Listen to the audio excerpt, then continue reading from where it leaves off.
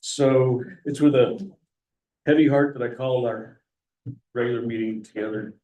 For those of you who don't know, Tam Tilley passed away Sunday.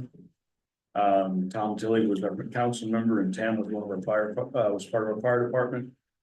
The funeral was today, so as we have a moment of silence, let's keep the Tilleys in our thoughts and prayers. So have a moment of silence.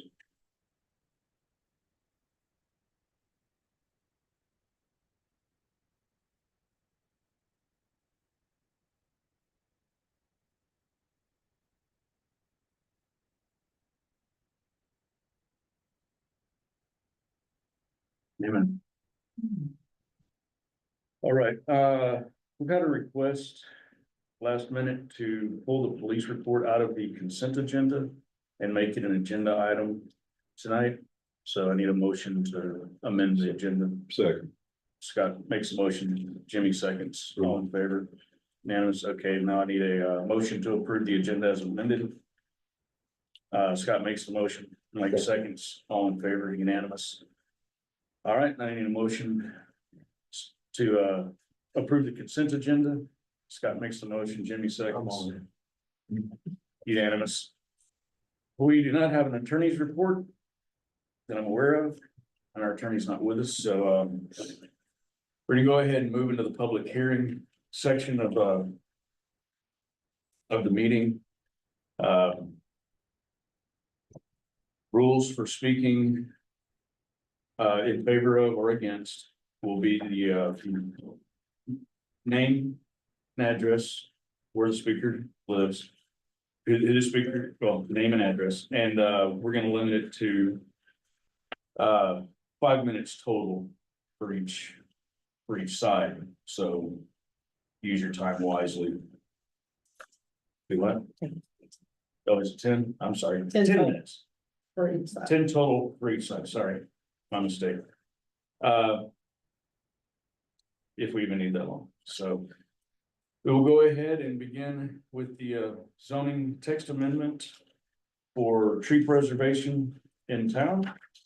And we do have a zoning administrator's report on that. You want to read that or you want me to? Okay. Okay, so the Planning and Zoning Commission filed an application in their name to amend the zoning code of the town of Tallulah Falls to set standards to facilitate the preservation and or replacement of trees. For current language, the only thing we have in our code has to do with sensitive land district. And that reads tree protection with any given lot zones sensitive land. No more than 20% of the mature, healthy existing trees as defined, which are located on said lot shall be cut, damaged, or destroyed. We don't have anything in R1 or any of the other zoning districts. Do we have sensitive land? We have it on our, yeah, we do. There's no, I don't know if anything's zone sensitive land right now. I don't think. My question, Well, we're gonna have time to deliberate, so if we can just get through the public hearing Okay. part. all right, so, with what came out of the Planning and Zoning Commission, number one, it needs more work. It hasn't been sent to the attorney yet to be, legalized. Put and put into any kind of ordinance form, but beyond that, they incorporated the mountain protection ordinance within the tree. And there's a section of the mountain protection ordinance that does have to do with trees. But those really should be pulled apart and dealt with separately. It kind of convolutes to me the tree ordinance, which is already long enough. Also, I have a lot of experience with tree ordinances and they're always a hot button topic. Trimming, I personally do not see any reason to have a permit to trim your trees. In the ordinance, it says trimming, topping, or cutting. Also, they P and Z recommended that there not be a permit fee. And I would say, with the way it's written, it involves a lot of time for the police chief. Also some of my time in getting it done and then, so if there's gonna be a permit, I think there should be a permit fee that helps offset that cost. I don't recommend using percentages there's no baseline for each property that's been established, so you're taking a percentage of what? So if you're gonna do it on percentages, then you're gonna have to include in the application process, a site plan showing the existing tree canopy, what's gonna be removed, what's gonna stay. Otherwise your percentages mean nothing, in my opinion, because you're taking 20% or 25% of what, and how are you ever gonna keep up with that, because you have nothing to go on, and right now that's not in their suggestion for the application, so I think that would have to be part of it. Also, there's a definition of footprint, which talks about 15 feet outside your structure plus your septic area and your driveway area. But then in another section, it talks about the home ignition zone, which has more to do with the firewise protection, which is 60 feet. So there's a big difference between 60 feet and 15 feet, so that's got to be, it needs to match. And then, I don't think that it should apply to agricultural or any of our business districts. This is just resident, correct? And that would be my recommendation. Yeah. But that's it for me. All right, so as I mentioned before, we're gonna have time for deliberation about this, so any speakers that want to speak in favor of or against whatever part of this ordinance, let's keep it to public comment, not a Q&A session as much as possible. So gonna go ahead and open the floor to anyone wanting to speak in favor of a tree preservation ordinance.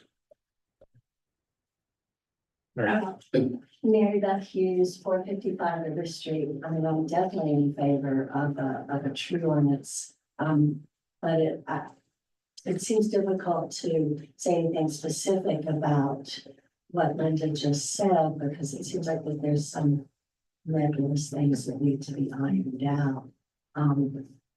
But yeah, I definitely support the town going in this direction.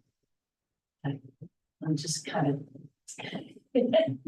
when will there be something definite? A definite ordinance with clear wording. But that's a question, so you don't have to answer. Kathy, Parkside 940. Am I correct in reading that if you chop a tree, it has to be at least 12 feet off the ground, or 15 feet, and you just chop it like for power lines is mainly where I'm concerned about. And so does that consist of trimming, or if I wanted to cut down another tree, because I already cut down 2 before all this thing started, just to be safe, but if I wanted to cut more, is it now that I have to get permission, or I can cut up to a certain feet and not have to get permission? So the trimming is up to 12 feet. So if you're trimming a tree from the bottom going up, okay, that's gonna require a permit. That's the permit. If you're trimming up to 12 feet, you wouldn't need a permit. So anything And this is above anywhere 12 on feet. the lot, not just against the road, but anywhere on my lot that I want to cut down. Okay. Okay, any more in favor?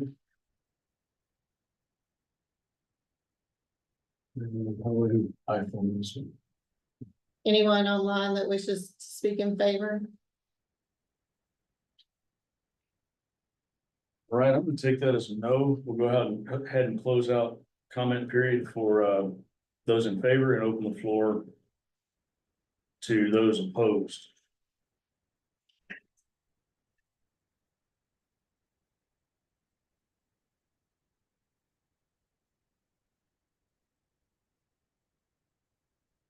We'll go ahead and close out.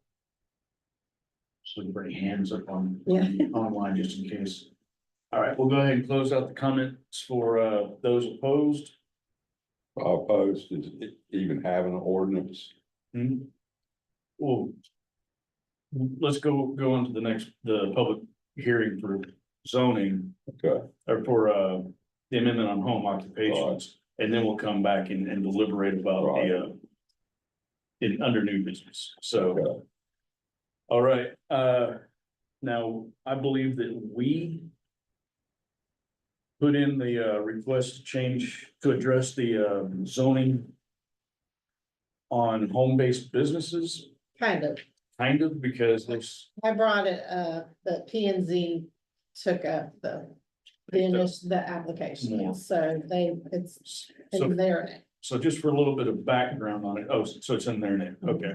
So just for a little bit of background on that, we don't have a very concise definition of who needs a business permit to work out of their home.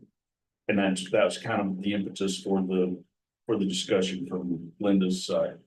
Since that does have to go through P and Z. So as a result, we have an ordinance drawn up and Linda's got her report on that. Okay, so the planning and zoning filed an application on my request to amend the zoning ordinance to expand the permitted uses in R1 and agricultural for certain home occupations without the need to apply for a conditional zoning use. So the current language for home occupations defined as an occupation for gain or support conducted only by members of a family residing on the premises and conducted entirely within the dwelling. So in R1, there are no permitted home occupations at all.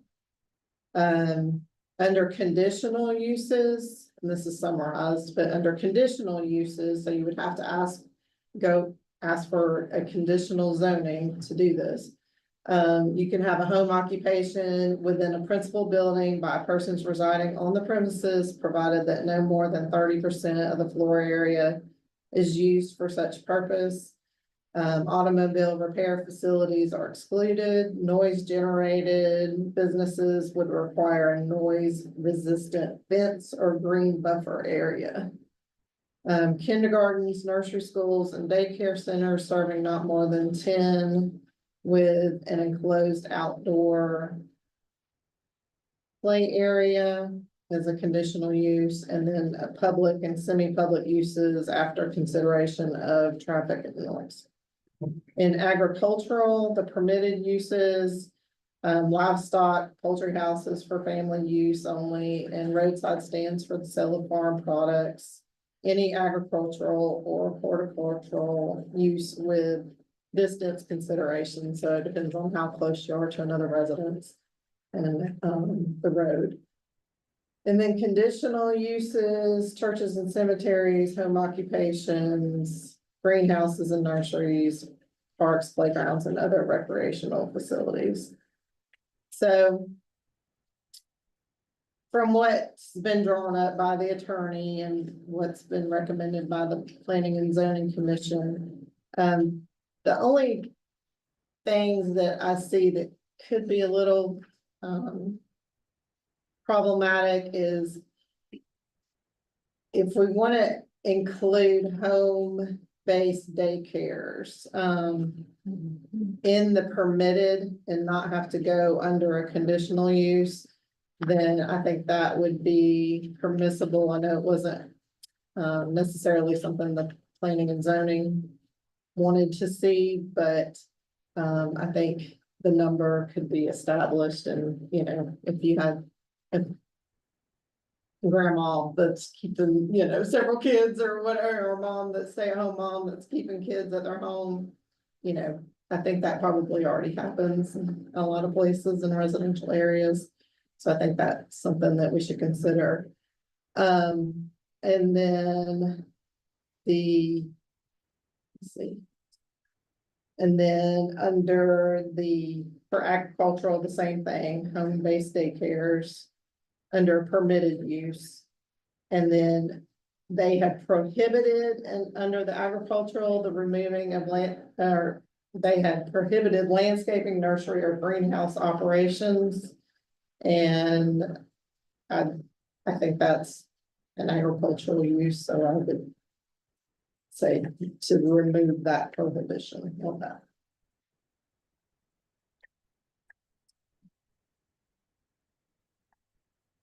Okay, so we do have an ordinance before, a proposed ordinance before us on this, in ordinance form.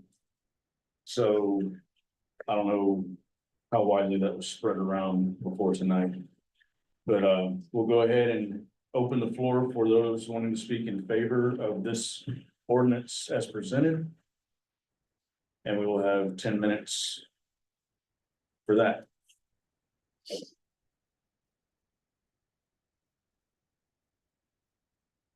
I'm not quite sure what you said with the grandmothers keeping lots of kids. To constitute daycare, is there like a number? Because I wouldn't want a daycare next door to me. You know, I mean, I keep my grandkids, but if I kept a lot of other people, would that constitute a daycare situation, or is that something like you said under the conditional? Kind of. So right now, it's a conditional use for up to 10 children. Go up to 10.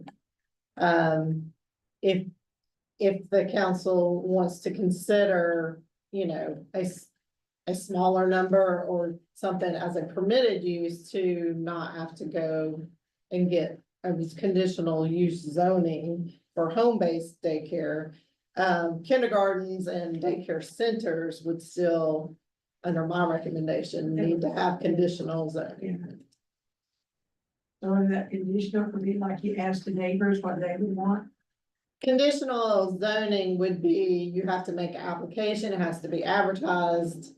You have to have the public hearings before planning and zoning, they have to come back with a recommendation, then the council has, same thing we're doing right now, like Okay. 2 public hearings and voted on them. Plus a $500 application fee. Can they have a sign in their yard advertising that business, or what about the signs? Or promotions for it, No, it's It's a prohibited. different ordinance. completely different. Okay. Yeah, and So for we're a talking home about something occupation, they basically would don't not be see. able to do. Or under this. something you just see people go into a house. Right. And that's. All right, any more comments in favor? Okay, we'll go ahead and close the floor on speaking in favor to the ordinance and open the floor to those that wish to speak in opposition to the ordinance, and we'll have up to 10 minutes for that.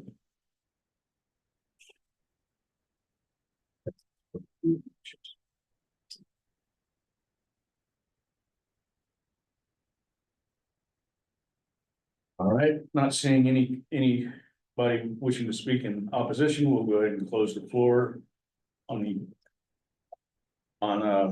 opposition, close out the public hearing on the business-based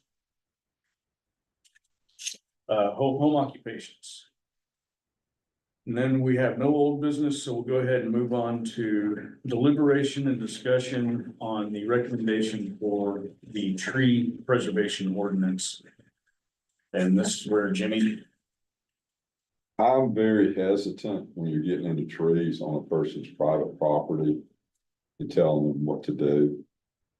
If we've had a major problem, several problems, I'm very slow to get involved. And that's just creating ordinances. I'm a firm believer of neighbors in a small community working it out, discussing things rather than us dictating to our residents. if there's been a major problem, and I think I know where some of it's come from, there was a problem. And it's reacting to that individual who did a good bit of cutting, which nothing can do about now. Also, it comes into enforcement and time and effort and resources.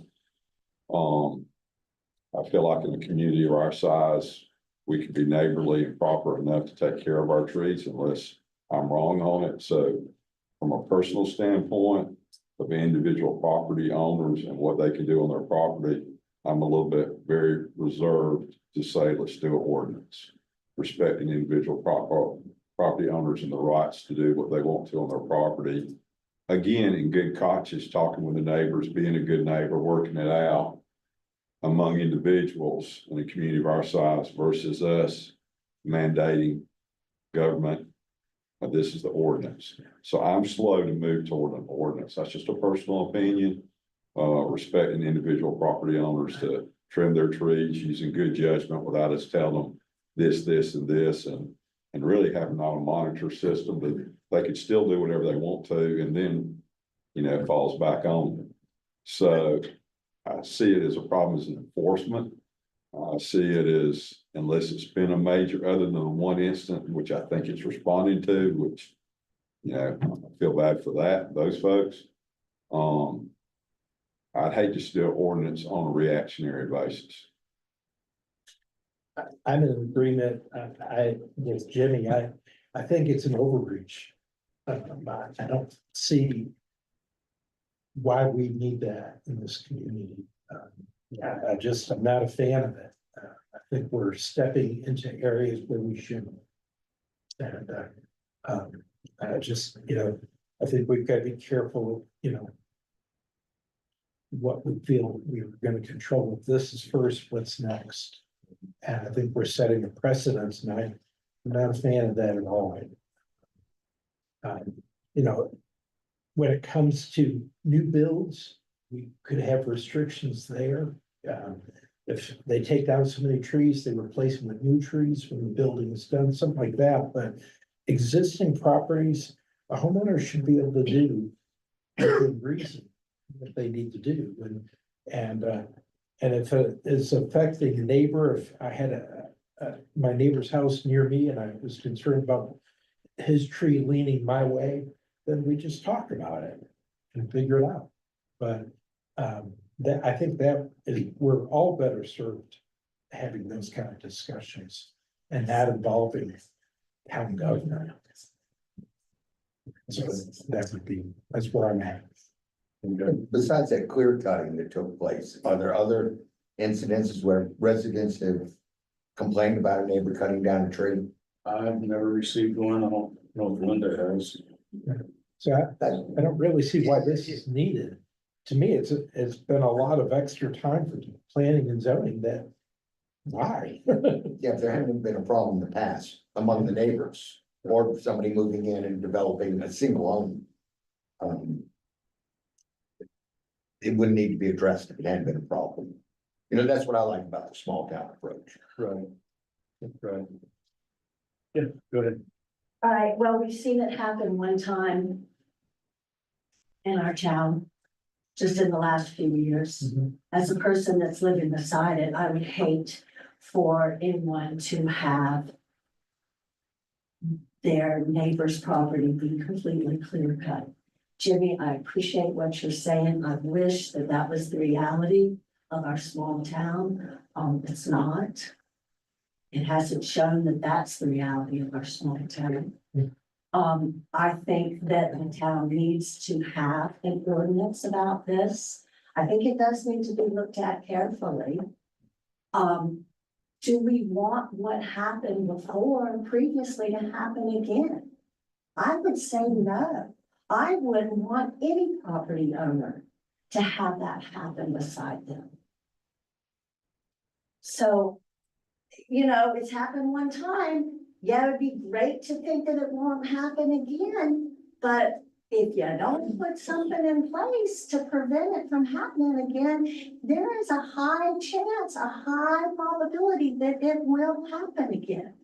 is this reactionary? I don't think that this ordinance is reactionary. There was talk about a tree ordinance before this was happening. When Don was on the city council years ago, there was talk about it then. So it's an issue that has been brought up in the past from the standpoint of our community wanting to respect and maintain the natural beauty of this area. So I don't feel like it's strictly reactionary. And the fact that nobody has complained, hallelujah, that's wonderful that there hasn't been any issues up until recently. But I think we would be at, I think we'd be setting ourselves up for it to happen again if we don't regulate. And let me tell you, it's not any fun to have the property beside your home be completely. Yes, I get lost. I agree totally with that. It's totally unfortunate what happened. And do you want to see it happen again? I don't understand why we can't put this into a new building guidelines. You know, when they apply for a building permit, this is what they have to adhere to. I mean, you know, But a building permit was never issued. So, you know, this has to come before you get to the point of building permits. Right now, anybody can clear before they get a building permit. Yeah. They don't have to have a building.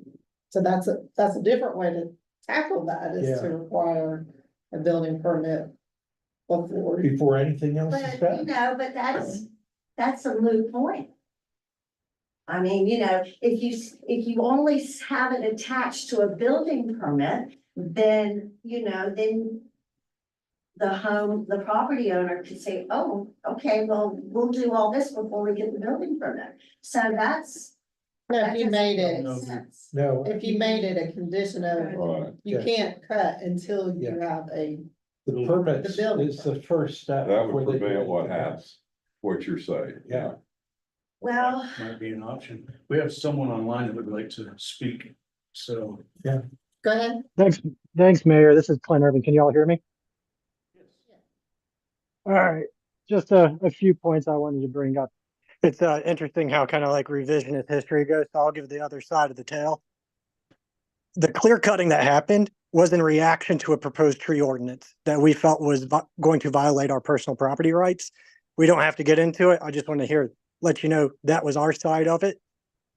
Best case scenario, if everything would have gone smoothly in a perfect world, my dad was probably one of the only people in the county that actually sprays his trees for pesticide over all of his a majority of his properties.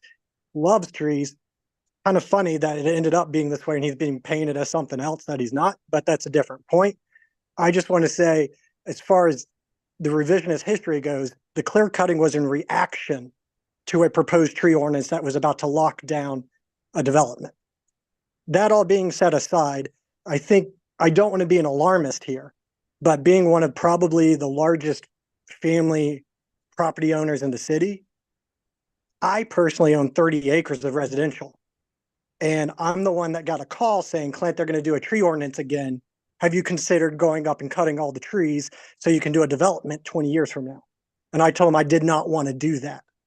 So I'm pleading with the town not to do anything drastic to violate people's personal rights when, to the earlier point, we can all just be neighborly. At least that is, I'm one person and that is my own opinion.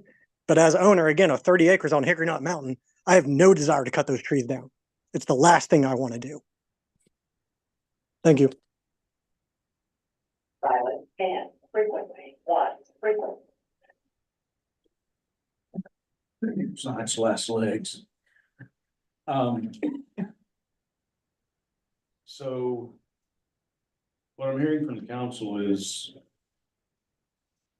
The direction that this ordinance is taking is not. What y'all would like to see continue.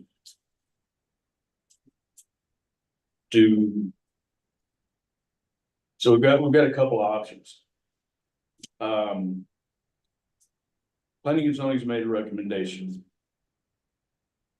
we have the ability to simply deny and say, no, we don't want to do this. We can approve it, but we don't have anything to approve right now anyway, so that option is really not on the table for us. Or we can send it back with recommendations of changes to be made. So either, right now, I guess our options would be, and from what it sounds like to me, maybe we need to look at this from a different perspective if we're gonna continue with it. So the first question is, do we even want to continue? Or if we don't, if we think that maybe there's something we can come up with, bring in that different angle and say, let's look at this from this point of view. I personally, don't like a lot of it, a lot of what's in there right now. I'm not completely opposed to having something. But, at the same time, I do like the idea of having something that protects the visual look of a ridgeline. I know Tennessee, I think it's Tennessee, has a state law. I think it's state, to protect the ridgeline, the mountaintop ridgeline. So you're not allowed to cut out a section, so you look like a snaggletooth mountain over there. The biggest problem I see in all this is how to regulate it. And putting teeth behind it, because what's gonna happen, in my opinion, is we come up with this ordinance. Someone goes in and cuts all their trees down anyway without getting a permit, and then says, now what are you gonna do? Am I gonna get fined? Am I gonna get arrested? And how are you gonna force me to plant trees back? So, and we've run into that already. We've talked about that the last meeting, that we've got some ordinances that don't have any teeth. So, And difficult to enforce. and difficult to enforce. Now, zoning does have some I forget what it is at the end, how the ordinances are gonna be enforced and some other things, but my issue is if someone feels, let's say, like Clint is mentioning that they felt like they weren't gonna be able to do what they needed to do on their property, so they went ahead and clear cut it. Well, the damage is done. Okay, another property owner comes in, wants to clear their land so they can build their house and have a view. The damage is done, even if they don't come and get a permit, even if we tie it to the building permit. What can we force them to do to plant trees back? And then we get into what kind of trees that they gotta plant back. Is a crepe myrtle a tree? You know, is a dogwood a tree or a mountain laurel? Because they're not as big as what some of the definitions are. I love my mountain laurel, but Japanese maple, whatever. So I know Linda and I have talked about the delicate, extremely delicate dance you gotta do to start getting into stuff like this, and then the definitions and having to be so specific.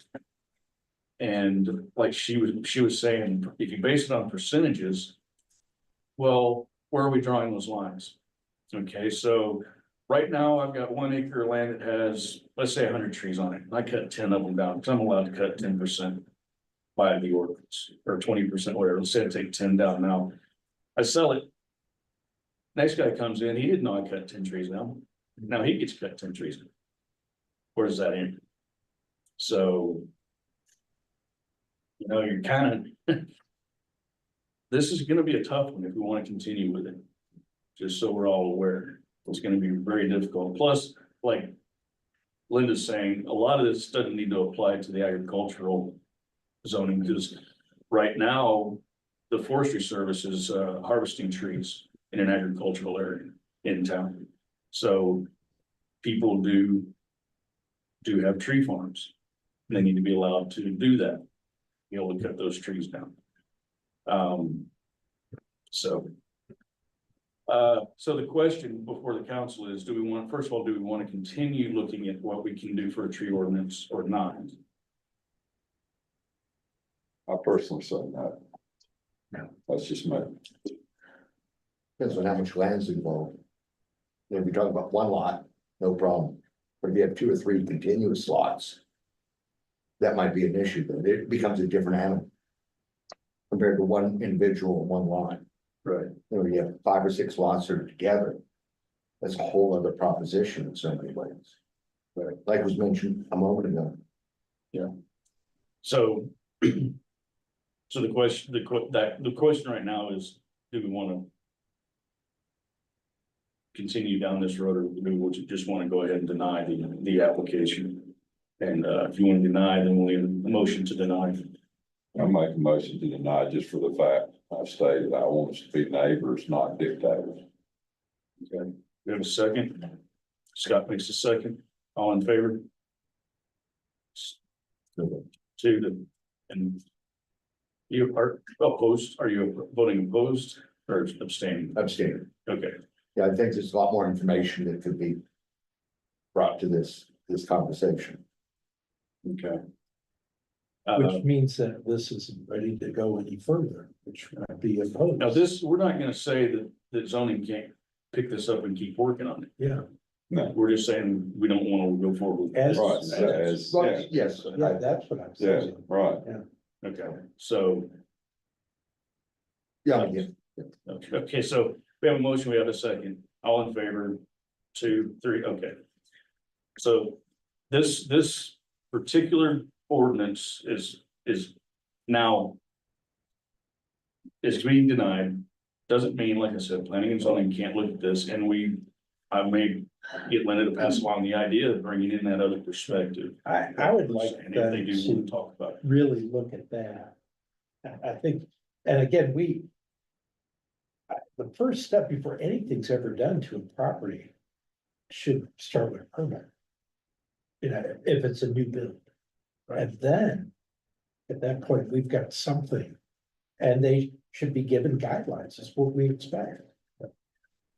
All right, so. Having gotten through that, we'll go on to the deliberation on recommendations for the council for the amendment to the home occupation. Or home occupations. I don't know if y'all had any further thoughts on that? Like I Can I- said, What prompted this? I mean, all of a sudden, we're getting very legalistic and I don't understand. I mean, has there been complaints about home occupation? So there's people that have applied Yeah. for a business license that I can't give them one under our ordinance right now. Cause they have a, whatever it is, they have some kind of home office that they don't have an office somewhere else, so that is their. They need they want one for whatever reason that they may need one, and, I mean. Could be real estate, if they don't have another real estate office, that's their office, maybe they're not meeting people there, but that's where they do their business from. You know, and they meet people at McDonald's or wherever, I mean, I do real estate, I don't have an office, I do it, my home is my office, Yeah. So there are situations where you need a business license. And I've had at least 3 people that have applied for a business license in an R1 area that are basically just home offices for, a construction company or whatever, that's where they do their billing from, that's where they operate their business, even though they aren't having customers come in there or whatever. So it has come up, and that's what prompted it, is because right now they would have to go and get a conditional zoning. So it makes them pay money, come to the city, go through the hearings. So that's what, it was the simple, people that have an internet business. Or, some kind of home business, that's what I had asked for. P and Z took it a little further, and that's where the differences and, what they came up with and what my recommendations, what we got into, but I wasn't looking for that. I was looking for the ability to give someone a business license if they have a home office, basically, where they were not meeting with customers or causing any kind of traffic issues or that kind of thing.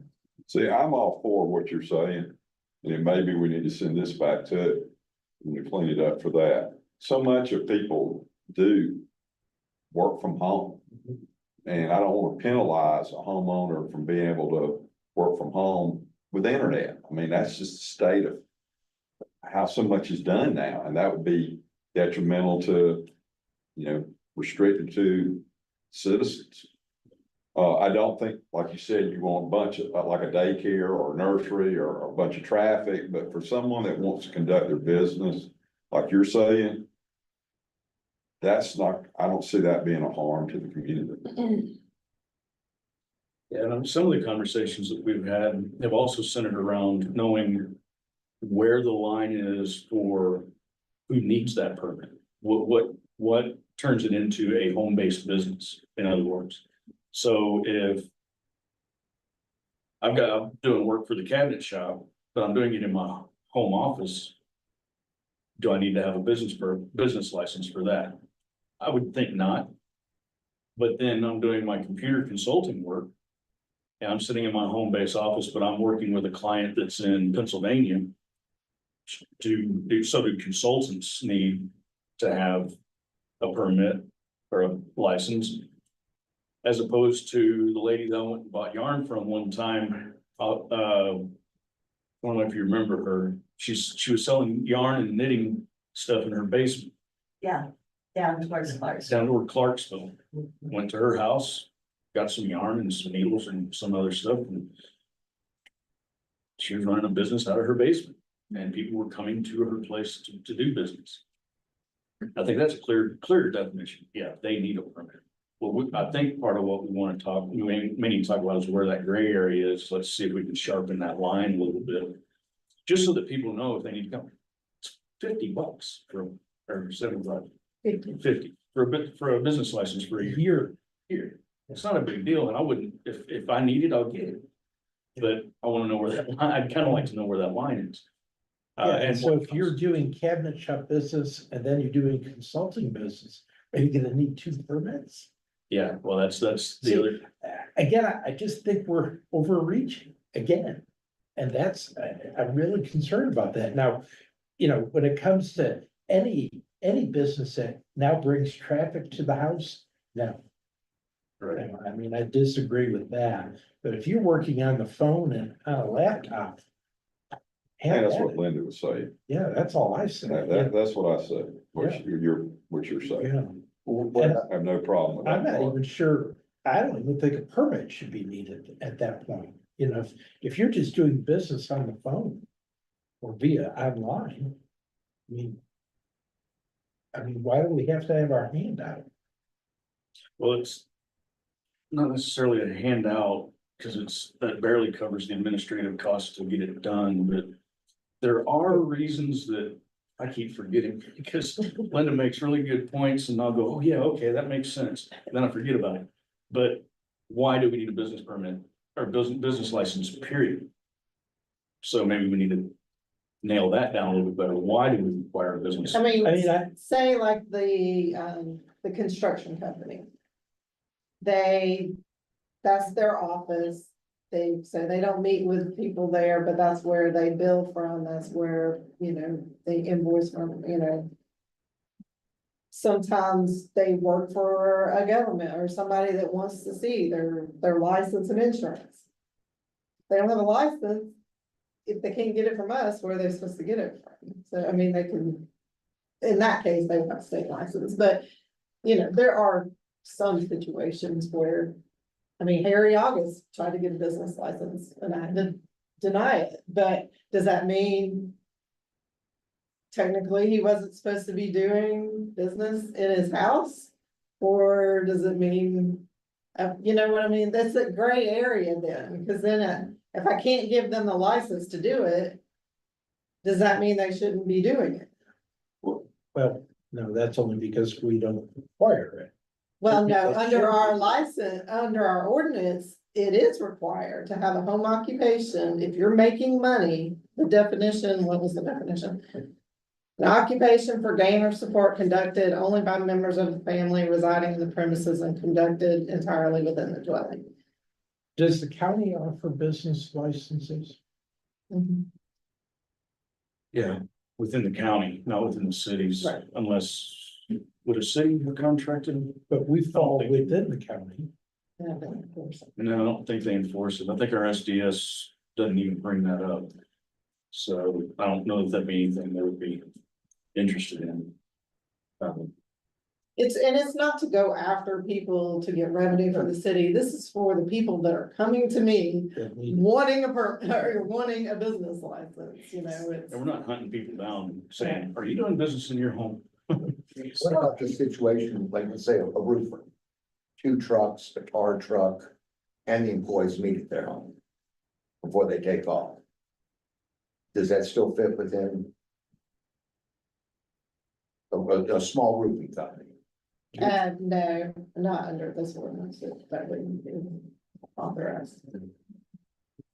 So, Well, it seems like if you've got people coming to you needing these business license, then you need, seems like to me, that you need a provision Yeah. to A lot. address that. Yeah. And for whatever reason it is that they need a business license, like what you mentioned. I just felt bad telling them they had to go through a conditional zoning process. Yeah, you don't Exactly. do that. No. They said that they needed this business license and they weren't able to get a business license, and That's- then the $500 and all the effort that it takes to try to do any kind of rezoning thing. Yeah, No, that- so then, because of that, how did that hamper or adversely affect the business that they were trying to do in their home? Yeah, You know, so, it sounds like what we need to do is get rid of number one. Well, most of number one, under our existing ordinance And move that from conditional to permitted. to permit, it. Right, okay. And so, And And then then you could maybe- leave, you could leave the rest of it if you wanted to. yeah, I would think, especially with like what, Ms. Hartzog said, kindergarten, nursery school or daycare, small daycare, we may want to keep that in conditional because you'd like to get input from neighbors before you do that. anything that involves traffic. Yeah, anytime you're gonna have. people Anytime you're come- talking toward Even- kids, we're even all ready. Traffic with the small roofing company, I mean, it's still traffic. With employees, Right, you know, and again, if it's up on Hickory Knott, you don't need more traffic. Yeah. yeah, when I was in high school, my mom, well, I was a junior high, whatever, when my sister was born, my mom would take in other neighborhood kids and watch them for money, for a little while, and so I grew up with that, but I understand, yeah, cars were coming and going. Now, sometimes they walk, because they were in the same neighborhood. Do we know if there are any in town? Does I'm not anybody know? aware of any, so I don't think that's a problem yet, or ever, but at the same time, one of the things that is addressed in here, but would be restricted. Well, we'd have to look at it a little more closely. There's a new state law, I believe it passed, that says that kids can do lemonade stands in their front, that cities cannot, local governments cannot require a business license for kids doing lemonade stands and fundraisers. Check their ID. Now they have a cap, they have a cap, Make sure they're under 18. yeah. So, there is a cap saying you can't earn more than $5,000 a year doing that. Good for them. Boy. I wanna hook up with that kid that's doing that, yeah. So we don't, obviously our state's law would supersede ours, Yeah. but we don't want to come up with something. There was an incident not long ago where a kid was told he needed a business license to sell lemonade Oh, up at the gosh. restaurant one day, so, that's the rumor I heard. We're not gonna get into all that, but something to be aware of, and like, we say, we already allow for roadside stands in an agricultural district, and this new ordinance would take that away essentially, so. It's my thought that we need to send this back with some recommendations, like Linda's report says, proposed ordinance, recommend with changes, but maybe we need more changes than just that. It's on her list. And one of those changes being that we clarify the definition of who needs it. Who needs it, and that'd be in the definition section of what a home occupation is. what constitutes a home occupation. So, Would it have to say internet based only? Is that too restricted? Well, Would that meet the need of what you're trying to do? What would meet No. your need? No, because they haven't all been internet. Okay. Well, then you don't want to do that. Basically, what they've all been is some type of home office. No matter what type of business it was, they didn't have an office somewhere else, you know, I mean, if you have. You know, if you have an office in Atlanta and you work out of your house, you don't need a business license for that, but. If you don't have an office anywhere else, and this is your office. Right. do we classify as a professional type business? I mean, again, not customer traffic, but, a consultant or somebody that's doing online counseling or, a real estate agent who's again, a professional, no traffic, just operating the details of their business. I'm not sure how you word that, and that's where zoning maybe has a better way to do it, but. I know this has been, having been in the consulting side, this has actually been a conversation for a very long time in other communities. Ever since, you were able to essentially hang a shingle on your front door saying that I do this kind of work. As a consultant, independent consultant, my mom was one, she worked for law firms, up in the Northeast. So, yeah, this has been a conversation, so we may look around and see if there's a definition out there, if someone's come up with something to help us narrow this down a little bit. I mean, right now, they've got following uses are allowable, not inclusive. But tutoring, consulting and instruction, music, dance, arts, crafts, and similar subjects limited to 6 students at one time. Professional services, e.g. attorneys, architects, accountants, realtors, insurance, travel agents, secretarial services, answering services, mail order, web-based and general offices not involving the storage of equipment, materials, or vehicles. Phone solicitations, beauty salons and barbershops limited to 2 patrons at a time. But see, there again, we're back into traffic. Food catering and. Yeah, I mean, up to 6 students at a time, that's a lot. I mean, it could be 6 cars on a property. Up there. Yeah, that would be really difficult. So those are the issues that I see.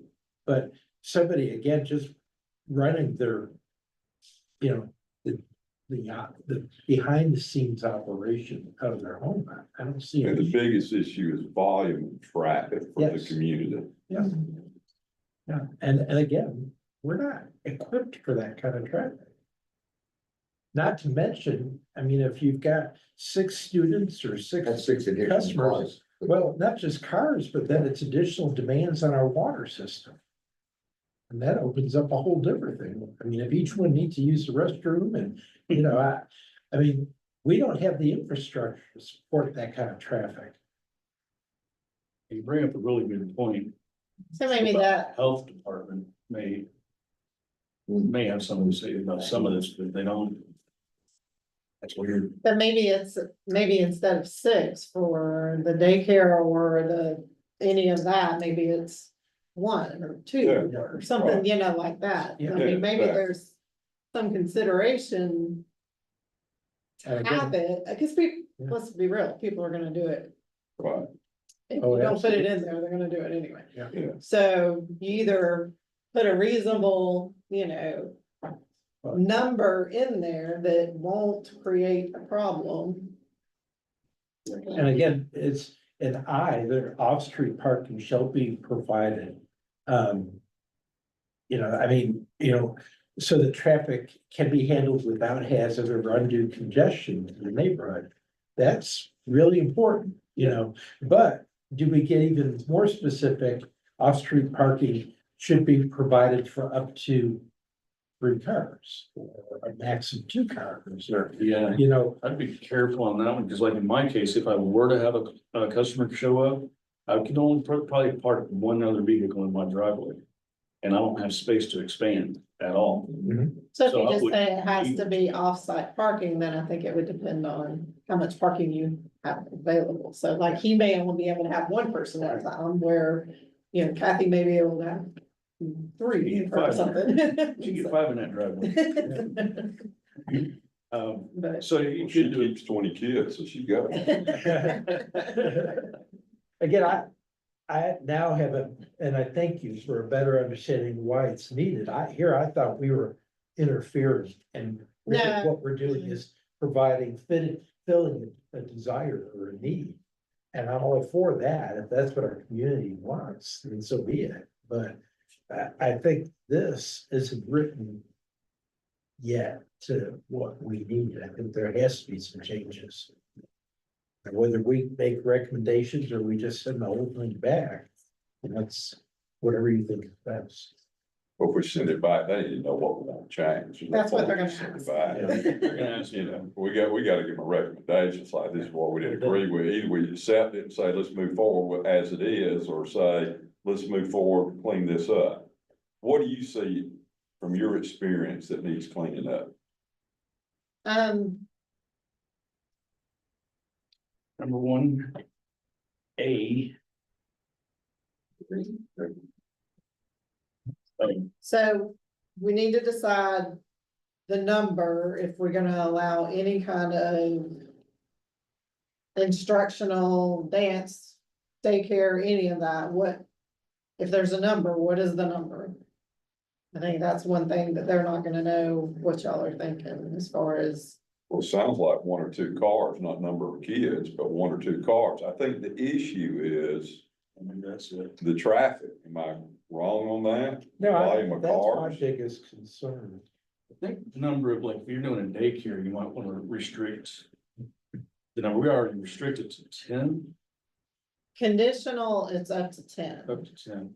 So if we were to move that out of conditional and have that permitted, you wouldn't necessarily have any other vehicles involved, but you'd still have an impact on the neighbors, especially if you've got a retired couple living right next door that didn't have kids and really didn't care about kids. And I They know don't a like few, kids. I know a few, so my grandmother was one of them. Anyway, I mean, if so somebody yeah, wanted, we may need to talk about, yeah, I mean, if someone wanted to do an in-house yoga studio, in 30% of their, yeah, but there's the other 30%. 30%. If they have 10,000 square foot house, then that might help, but Maybe. you know, but again, we need to help define it further. That's a big thing. Yeah, so. Do we want to? Kind of think this over and get back together and workshop it before we send it back so we can give them some reasonable definitions and recommendations, or do you think you can send it on as it is? It can be sent on, it's not that complicated. You mentioned there's certain vocabulary we might be missing, and it's real specific to these things. Yeah, defining what, I Yeah. think I can probably find a good definition to. You know, that some governments are using and see, you know, if we can at least get the definition part. if we can get someone else's definition and tweak it to our need. Let's do that. Could we, Somebody's got it out there. Oh, We sure. don't need to Yeah, reinvent the wheel. no. They've got it out yeah, there. We just they've need been to dealing with this much longer than we have. bar it, Oh, yeah. put it into ours. I mean, what if we just let Linda clean this up, and let us take a look at the changes she's recommending, and then we submit it back to planning and zoning based on what she, you know, one, the definition, and two, maybe there's a few other things that need to be refined. I mean, Linda's. got It doesn't even experience. have to go back to planning and zoning, that's up to y'all, but Do we need to just do it and say you clean it up and then get it moving? what, They have. let me people take out a there. stab at it, Yeah. let y'all look at it again, and then Okay. you can decide from there if you. Okay. I'd like If to it just changed see so it much after that she it needs to looks go at back it. to planning and zoning. or Yeah, it's- if we could just, We had no public comment one way or the other on this, really. We had a question for clarification, but, so I would say then what, we would wanna get a motion that, Table it. Linda, table it while Linda makes some changes. I so moved, that Yeah. makes sense. Okay, and Yeah. brings it back to us. That way they have something. And for planning and zoning's purposes, this is in Linda's hands, not mine. So it won't get lost and forgotten about. No. To go through a public hearing again, or? Not, I don't think necessarily, depending on what she comes up with and how much it changes. That's what Jamie was saying. If it comes back and it's completely like focused in a completely different direction, then yeah, we probably need to go back to planning and zoning. Yeah. So, But if it's just If it's- defining and refining. Right. yeah, and Then maybe I don't taking see an some issue. parts out and shifting some things around and addressing. And maybe addressing that numbers definition and traffic.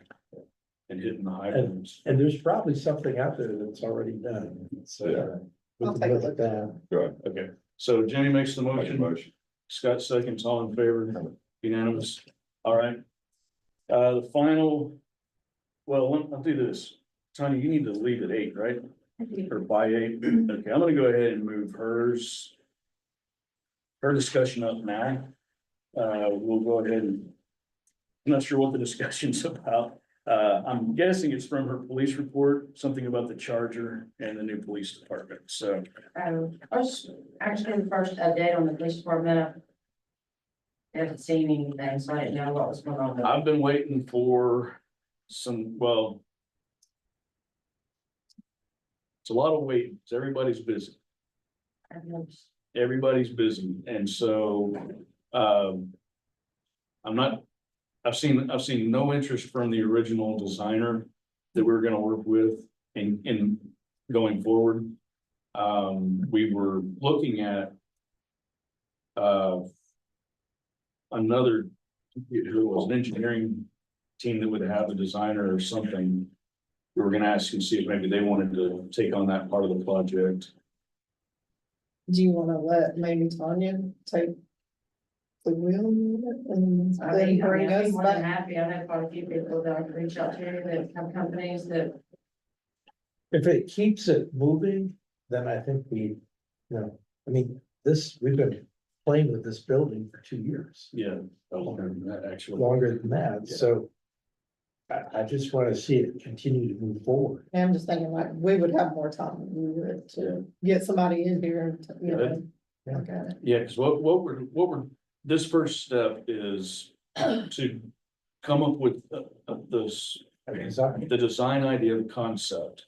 And then put that out for bid out statewide. So, and then that comes back to you guys. So, yeah, I wouldn't have a problem with it. The only reason I was staying involved was because I knew the designer, but he's busy and he does everything by hand, so it takes a lot longer. So, yeah, that would be fine. And again, there's probably local departments, Clarksville or someone that's been down this road, and they can recommend. Yeah. Some Just keep me in the loop so that I'm definitely not, because you were there and his ideas were good ideas. I'd like to keep following kind of that model. I do have some other input, but that's gonna take. For example, I think we're gonna need to renovate that kitchen area, but I don't know if we want to put a stove in necessarily. You know, this is something we may need to talk about too, but just getting the basic package put together, we're gonna want to put in HVAC. But do we put a central system or do we do split systems? Stuff like that, that's gonna be, maybe we get recommendations from whoever's helping out. The upstairs has been completely gutted. Gary and Donna did that last year, I believe. The year before. Yeah, so it's been gutted and except for the walls, they're still up, but that's gonna be, that's definitely Tanya's bailiwick, I guess, her design ideas and everything I else. think she needs a stove. So let her run with I it. think she needs a full kitchen. If he needs, we do that upstairs. We can. they get bigger upstairs. Okay. Grow the upstairs. I'm about to eat. We change the footprints, we change the footprint size, we have to get a permit.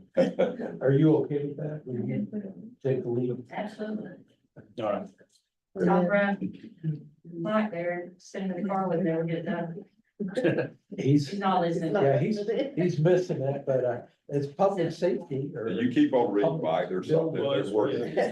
Just keep on reading, close your ears. Oh, it's law They'll see you later. It's law enforcement, definitely. Yeah, let's know how Which to. is how to- false. I'm ordering the guillotine. Just make all that in the basement, so you get with me and we'll. Oh, I like the basement talk. With the guillotines. Okay, all right, you're right. What about the charter? The charger, I was gonna ask, I mean, since we have our others in now, that was the point we were gonna see about selling it. I don't know truly how much money we would get, and with all the things that have been happening with the shootings and things, and I've looked at a lot of what other departments have done, they take their older cars and kind of wrap them in designs like the city designs, school, things, and we park it different locations to kind of have a little more visibility since there's just two of us. I think it's worth more to us keeping it than trying to get money out of it, and the deterrent alone, what you saying. Yeah. Why give it away when it can prevent? And I've got a guy, if y'all have ideas of things you'd like to see on it, get a design up, see how much it is to wrap it, and then we start using it for things that are around here, even like the bicycle race we have coming up soon. Of course, I'll lead it, but then if we had a car that was all decked out with all of our things that, it just kind of lit me. It's a good PR for the community, for the town. Well, we could tie in all the different things that Yeah, are in the town. right, The exactly. school, adventures, those kind of things. And use it to promote the town and Yeah. all that's there. Right. My only thought would be to make sure that we would still be able to use it for, law enforcement purposes. You can, yeah. So, as long as Because it'll that's have our All the little blue lights. reports on it, have blue lights on it. marked as a police vehicle. So I think that's pretty key, especially if you're using it for traffic enforcement. Yeah, Pretty kind of amazing. like with the school resource cars, you're still able to use them, but they're Right. based as the. I like that idea. Yeah, let's do that. Yes, we're not gonna get anything out of it. We put 6 almost brand new tires on Gov Deals that cost over about $800 a piece right now. The highest bid was $800, And then he didn't take it, and then he didn't take it. Wow. so we have to do it again. So, The so, second time we ran it, it only got 350, so we gotta run it again. geez, Um, I don't wanna give them away, but may have to. The guy Oh, that used was Hogan.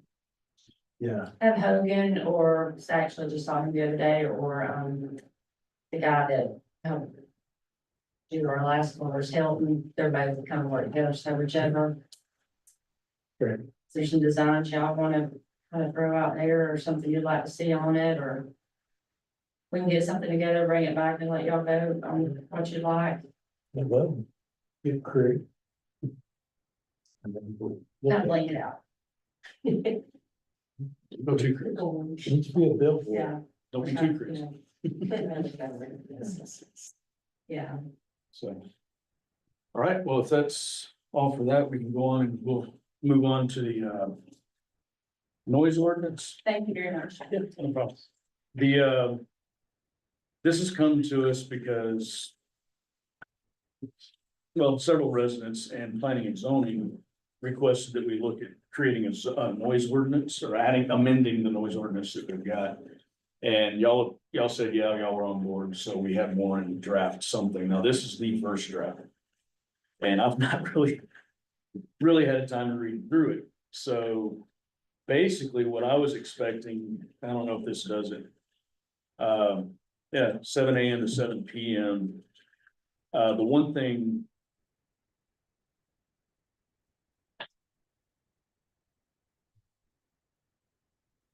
I would, yeah, I was afraid that was gonna be in there. I would be cautious about having anything stopping a homeowner from creating construction noise on their own property on a weekend or holiday. I don't know if you can separate out a professional team or a homeowner. But, we all do our projects on the weekends and we may be putting a new deck on or doing something that unfortunately makes noise, but not before 7 AM. I don't mind keeping that in. Please So, don't. Worse. Yeah, please don't be cranking up that chainsaw or that, circular saw at 6 o'clock in the morning. So, Right now, it would limit it, from 7 a.m. to 7 p.m. Monday through Friday, and 8 a.m. to 5 p.m. on Saturdays. Nothing on Sunday, nothing on holidays. so No noise from construction, remodeling, or demolition, or commercial vehicles, excluding utility and emergency. Just on weekdays and Saturdays, but no restriction on Sunday. no. You No, cannot You can't do it, it is a restriction, you can't do it on Sunday. Oh, okay, all right, that sounds good. Actually, I want that one. No. Yeah, and I would, based on that, I would say that construction vehicles, and that's what brought this up. It was about 9 o'clock at night and some dump trucks rolling down the road as a mother's trying to get her kids to sleep. Yeah, it was middle of summer, so it was still bright out, but that was also the last truck of the day, to be fair. That was the last load that needed to be taken up, so, I mean, can we put something in there that just specifies commercial traffic? yeah, I think they got commercial vehicles, so in my thought, you would allow commercial traffic noise on Saturday, but maybe not Sunday or holidays, and keep that Yeah. part, but allow homeowners to be able to make noise. And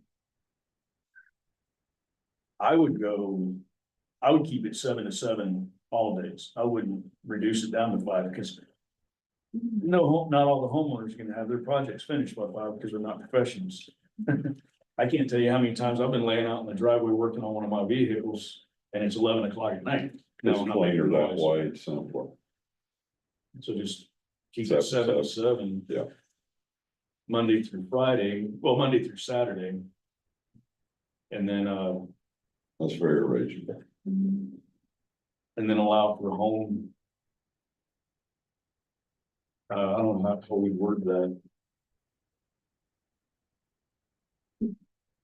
For Sunday and holidays to allow homeowners Well, to. just limit commercial. And Commercial then, activity, yeah, and then that opens up everything else. Right? Yeah, possibly, it's a business, not a private. Right. and that would also cover lawn care. So you don't have lawn care crews going around on a Sunday. Yeah. Yeah. But Yeah, they that's- on Saturday, Right, That's But you can mow your which I can yard. mow my own yard right. if I wanna wake my neighbor up before they go to church. Or if you're smart, you do it all One of the my- at church. Yeah. Well, one of my college professors was, never could understand why we're in the South, you don't mow your grass on Sundays. I'm like, That's what you're taught. I was taught the same thing. exactly.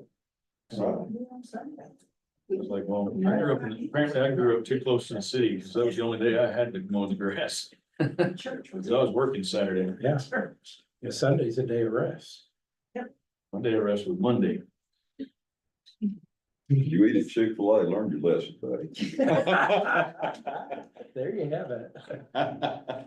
So that would be, Yeah, but You know. I'm allowed to pull my ox out of my ox out of the ditch.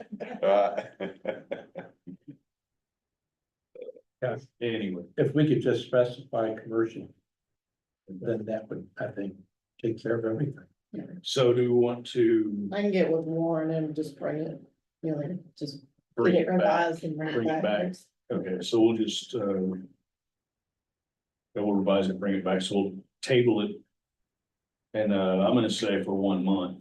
I'm gonna Yeah. put time on No, the that- table, because we've tabled things in the I past. motion we table it, do what you just said. Yeah, okay. That's second. Makes the motion, Mike seconds, all in favor, unanimous.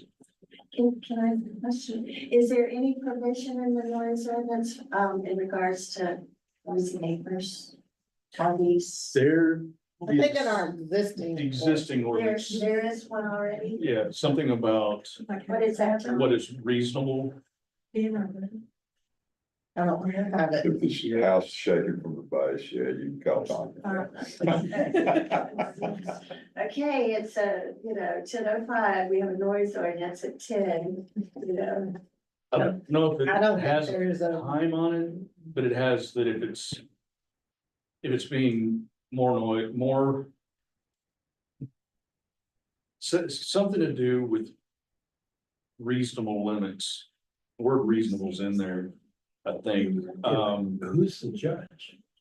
And then by the time it really gets dealt with, it's too late, it's done. Yeah. You know, I'm about the time limits, I think that's clear, and, you know, if you get somebody that decides they're gonna start shooting fireworks off at midnight, well. You know. we need to have a provision for New Year's Day though, but not Christmas. But, you know, I mean, I think 10 o'clock is, in fact, maybe early. So we want to, so do we want to also address? Get Linda to also address a few things in the existing. Yeah. All right. You pulling that up? Trying to pull that up. Let Linda do all the work. What else is there? I'm coding Well, that too. Well, wait until y'all hear about House Bill 581. We were talking about that one the other day. And how much extra work that's gonna throw on whoever deals with the taxes in town, because. I mean, I told her we needed to find an intern, See, but I don't think, well, but those three ones, I'm not sure they should pass. what's that? Well, I mean, House Bill 580 is 580. 581 is the one to be the homestead exemption, the chart, what do you call it? Constitutional amendment at the state I'm level. thinking it's something different. It'd be a constitutional amendment to, essentially allow local governments to charge one more penny sales tax, but not more than what's already allowed. And when we get into the details of it right now, but it also unifies, and creates a floating homestead exemption for homeowners and caps the amount of that a home can be valued at. And it blocks it to an inflationary rate of some sort. So, but yeah, we have to vote that into existence in November, in the election, in November's election, or early voting now. So it's already on the ballot. So look up 581, see if it's something that you want to support or not. But that's, so, but for right now, we're gonna look at our noise. any person found guilty of making any noise at night calculated to disturb a reasonable person shall be guilty of misdemeanor. So at night, so what's the definition of night? At night. You know, is it summertime night? Okay, Does night start we'll work earlier? on Yeah, that needs help. I would say if we're gonna do something there, I'd go with the 10 o'clock cutoff. Cause that's what most, I mean, you go to any state park and it's pretty much national park, it's 10 o'clock. You know, for things like that, not before, I'd just say not before 7 either, between 10 o'clock PM and 7 o'clock AM. Something to that effect. Just need to spell it out. Let's clarify that and make our other changes. Okay, so we've got that motion and voted on. Next is mayor's comments. We actually have a few this time. First of all, as I said at the beginning of the meeting, we are mourning the loss of Ken Tilley, and just want to let y'all know to keep them in your prayers. We did send flowers, and I went down and visited with Tom and the family for a little bit today. I think Jimmy did also. Yeah. I think that's where Craig is now. So, yeah, Tom and Tam were members of our community, and while we miss them in life, we're gonna miss her more in death, so. Also wanted to thank the linemen and everybody else that did so much heavy lifting to start trying to get us back together. Not just for our town, but both like statewide, and especially keeping in mind the people in North Carolina, Asheville area and so forth and all that they're going through. That's just gotta be devastating. And then the false information that gets spread around and it's could cause harm because it prevents, we did have an incident, I don't know if y'all saw that or not. It was an incident that FEMA workers had to leave the area because they were afraid for their life for a little bit. Now, that was born from a little bit of fake information as well, so this goes both ways. But at first they were hearing that a militia was out looking for him, and it turns out it was a single guy that had made a threat. And he got arrested, but he did make a threat, But there wasn't a truckload of people that aren't on this. not from what I've understood, not from the latest report. It was just a single guy. May or may not have been armed, but it's just one guy from what I understand, and not a truckload. So, like I said, false news goes both ways. Fake news. Also want to thank everyone that pitched in to help clean up the roads around town. You know, Carl, Bill. I don't know who it was that helped clear the tree off River Street, but I was going up there to help get more of that cleared up, and I noticed someone had already gotten it out of the way. I'm gonna guess that it was probably Craig, but it could have been Chris Ward, I don't know. A lot of people have been offering to help, and we've been using it as much as possible. Mary Beth helped get some of the tree out of the road up here, and thank you for that. Wanted customers to be able to come down the road. No, I saw And you wanna- Carl, they're all by himself, and I was like, oh, man, I can help them. Yeah, and Eric Parker came down and helped Carl. Carl actually did, and Mike and Justin Justin, helped a oh, lot. we can lay out 100 pieces of it, bring Justin into it. Yeah, He enjoys that stuff. yeah. And so He says he does. says he does. So we still have cleanup to do, so we can still use some more help. I was booked up with a lot of stuff and wasn't able to get down there. Every time I tried to get down to help with that, something would come up and I'd go take care of Do it. we have a list of projects? I mean, where, I can come up with one. I just so mean, we know what to tackle. yes. One of the things we're gonna have to deal with is the way that tree's leaning over the right of way and trying to get to it safely and get it down on the ground. And then there's some I'm gonna need to look at that we may need to hire a professional crew in. There's one tree up on Hickory Street that's leaning, it's got a bunch of vines on it. I can't even see this tree in there, and I don't know what it's gonna want to do if you try to get in there and cut it. So we may need someone that's got a little more experience and insurance to handle it. Someone have insurance. I'm sure the town can cover it. We got one on River Street. I think we've got one on Gorge View that needs there by it just needs to be cut back. We're not gonna go clear it off the homeowner's property. We're gonna clean it back at least to the right of way if we can. Wouldn't that be his responsibility? If it would be, and if he takes care of it, it's great. But it's not, it's part of the tree is in the right of way. Tree itself came off of his property.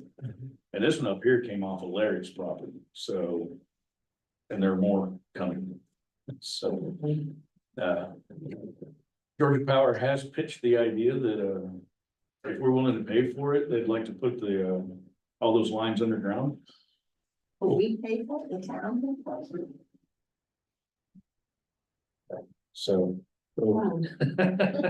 yeah, so I'm like, because we were asking them to, they did offer to come out and, kill the power for a short time if we wanted to have a crew come in and clear some of those trees back, if the property owners. What would it cost us?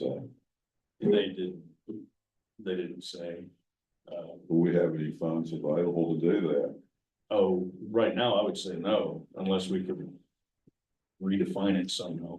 Could we redefine It's not public safety. it as a public safety? It could Because the be, benefit to business owners, wouldn't it be better to have it all underground? If it would prevent the power from going out, absolutely, you know, for businesses I would and be curious.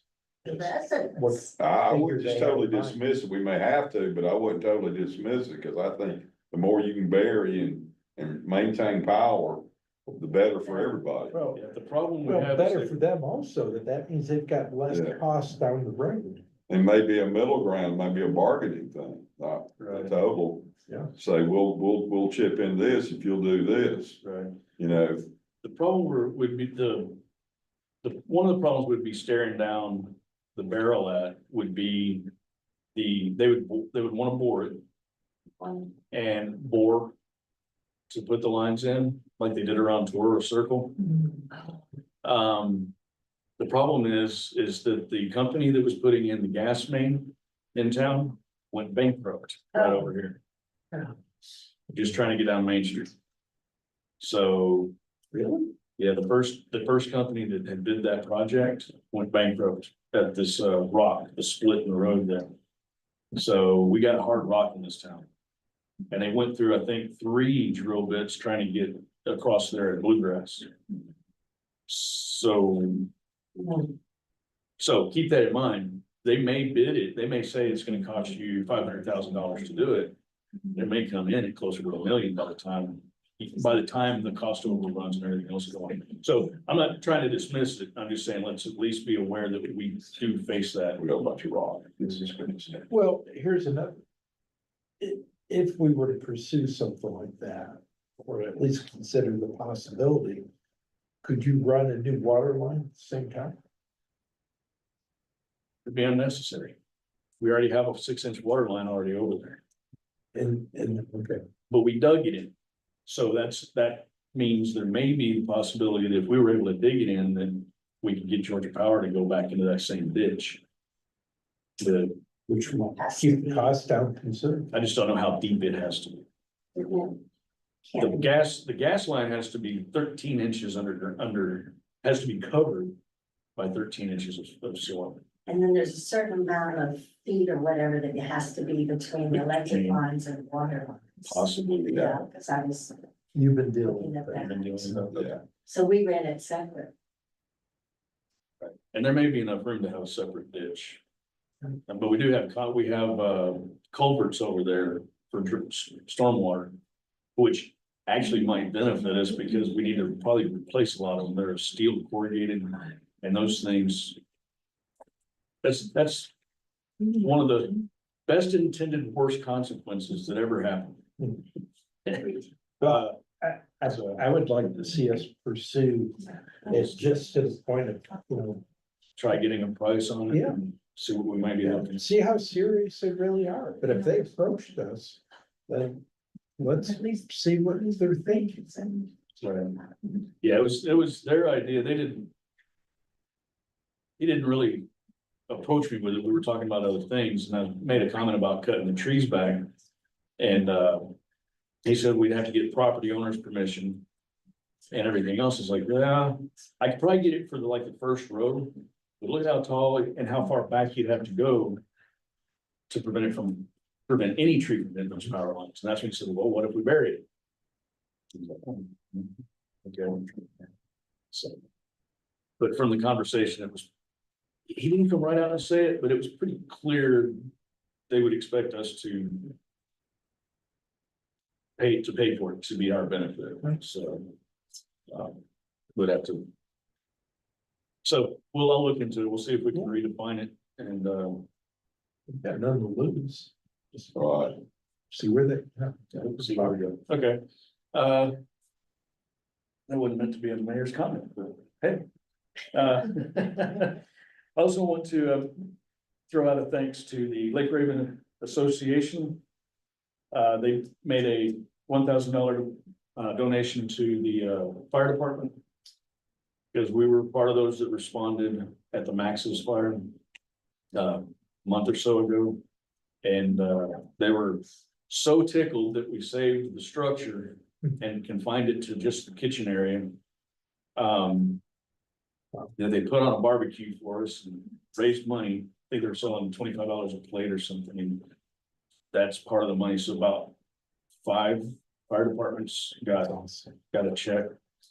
I went to it. They will be reopening Max. They're gonna renovate this. What this also does is now create a situation where they can expand their kitchen. Because before they couldn't expand their kitchen. And so they were restricted on what they could offer. So now they can, and they will. They're hoping to be back open sometime next spring.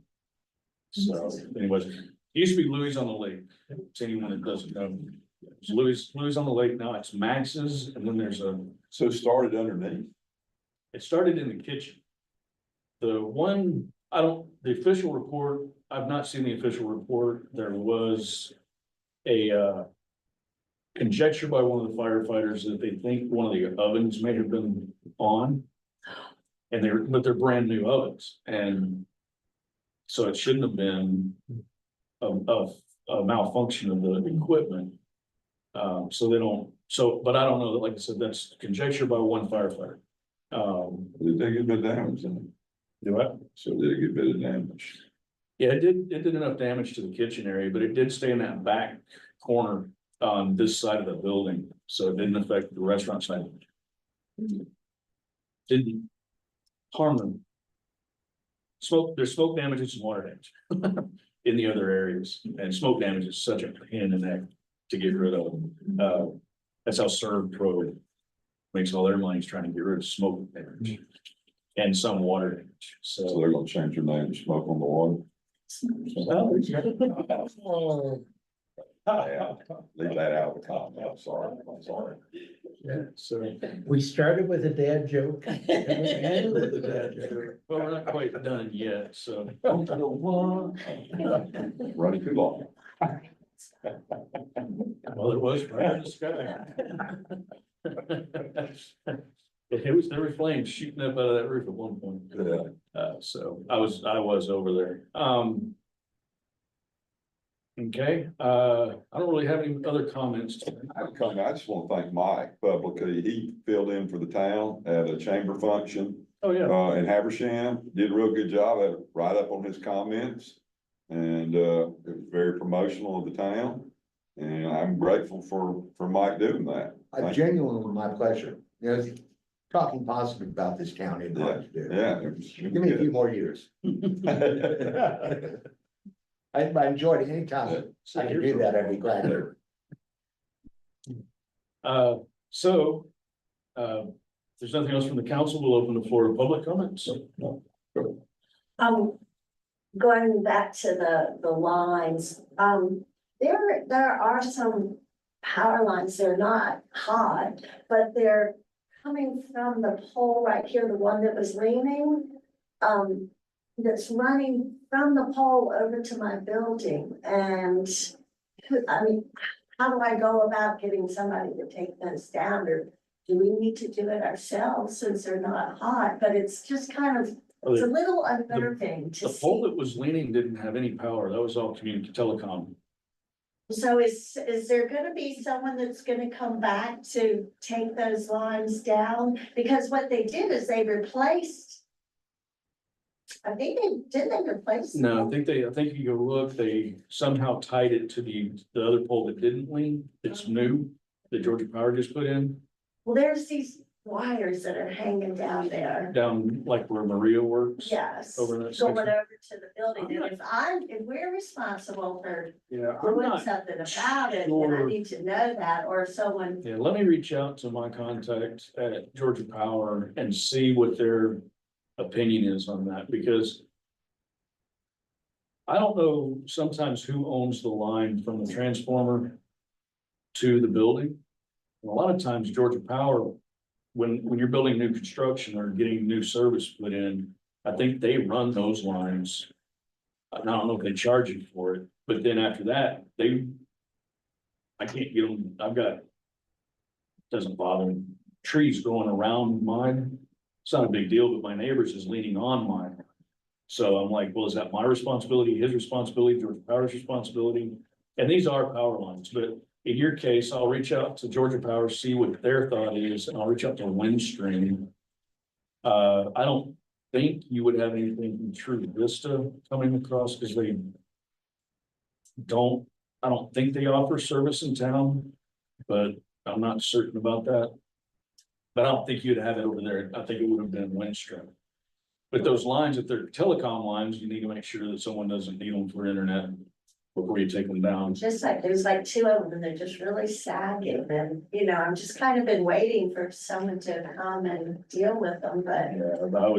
Yeah, I would assume that's really, really, really low on their priority list right now. I, But I'll reach out and.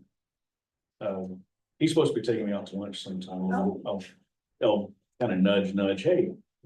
Well, let's schedule that lunch, and by the way, let's walk up here real quick. Yeah. So, anyway, Because if it's my responsibility, I, want to know that so I can get it taken care of, but it's not.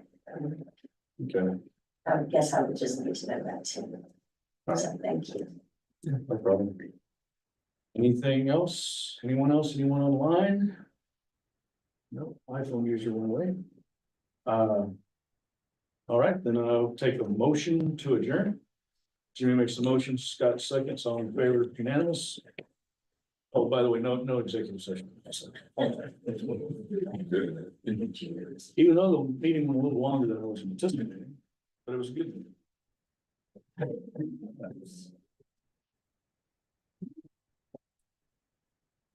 Good discussion.